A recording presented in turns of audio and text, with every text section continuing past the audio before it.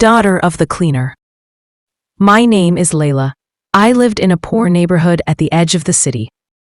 The narrow streets were always full of people and noise. Every morning, vendors set up small wooden stalls and shouted prices for bread, fruits, and vegetables. Children ran and played around cracked walls.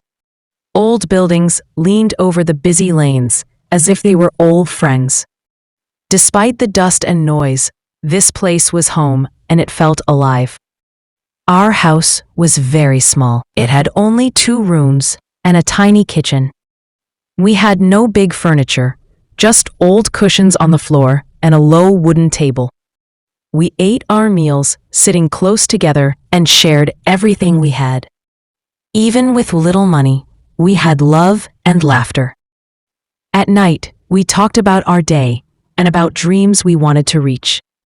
Every corner in that house felt warm and safe. My father was the neighborhood cleaner. Each morning before sunrise, he put on his faded green uniform. He carried a broom and a cloth bag with a piece of bread for breakfast. All day long, he swept the streets and emptied bins. He worked under the hot sun and never complained. When he came home at dusk, he was tired and dusty, but still smiled at us. He did not say, "I am tired." Instead, he sat with us and told stories from his day. His quiet strength taught me that honest work is never shameful. My mother cooked our simple meals. She used rice, beans, and a few vegetables to make a warm stew. She always smiled while she stirred the pot. She taught us to share food and say thank you. After dinner, she asked about our school and our dreams. Her kindness made our tiny kitchen feel like a palace. At school, I was called the cleaner's daughter. Some children pointed and laughed when they saw me. They whispered behind their hands and did not share their games. During breaks, I often sat alone under a big oak tree. It was not because I was shy. They were afraid their friends might laugh at them too if they played with me. In class, I answered every question with confidence. Still, the name stuck, and I knew I was different in their eyes. One day, our teacher asked me, "Layla, what do you want to be when you grow up?" My heart beat fast, and I raised my hand to speak. Before I could say a word, a girl shouted, "She wants to be a cleaner like her father."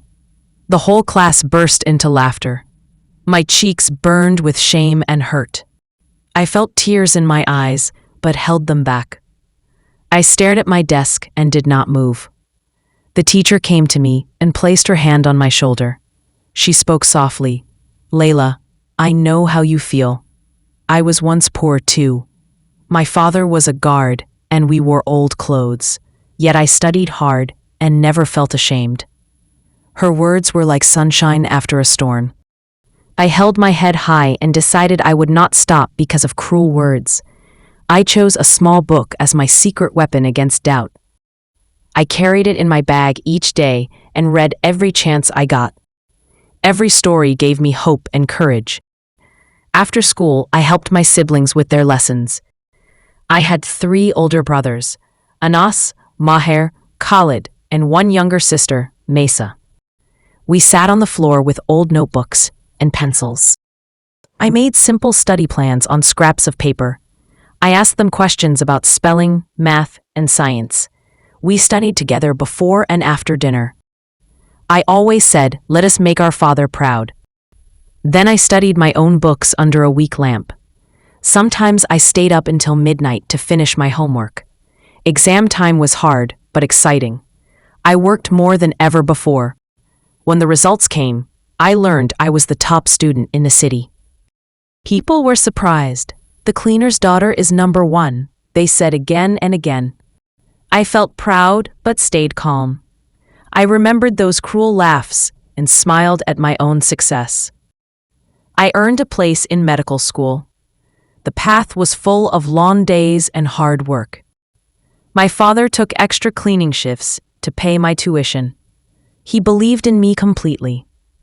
During my first semester, I stood in line at the university cafeteria. A girl from my old school saw me and gasped, "Layla?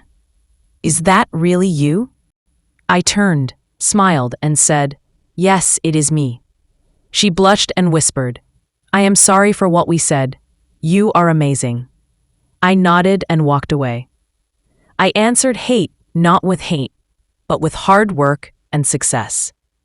Years later, I graduated from medical school and became a doctor. I joined a large city hospital and cared for many patients. I earned a scholarship to study abroad and learned new treatments.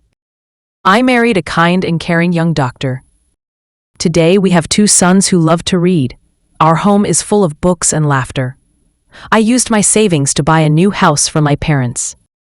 It has many windows and a small garden with flowers and birds. My father now rests and enjoys watching the sunrise from his garden. My siblings also found their paths. Anas became a software engineer. Maher builds roads as a civil engineer. Khalid cares for patients as a dentist. Mesa will soon finish pharmacy school. And me? I teach neurology at the medical university. I share my knowledge with young students every day. Teaching gives me joy and a chance to inspire others. On our front door, we hung a photo of my father in his green uniform holding his broom. We see it each morning and feel proud. We never took that picture down. We learned that honor does not come from clothes, but from honest work and a kind heart. One day, you might judge someone by their clothes or home. But remember, they might become your doctor, your teacher, or the one who saves your life. Life is not about how you start. It is about how you finish. Never look down on anyone. You never know who they will become. I learned something important.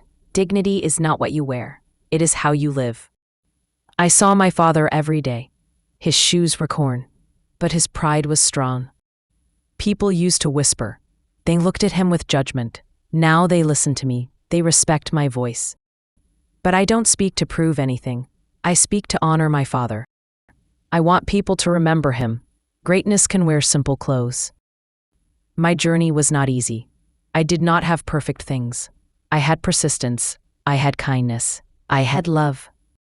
So if your story feels small, remember, even a small seed can grow tall. In the end, your past does not decide. What matters is where you choose to go.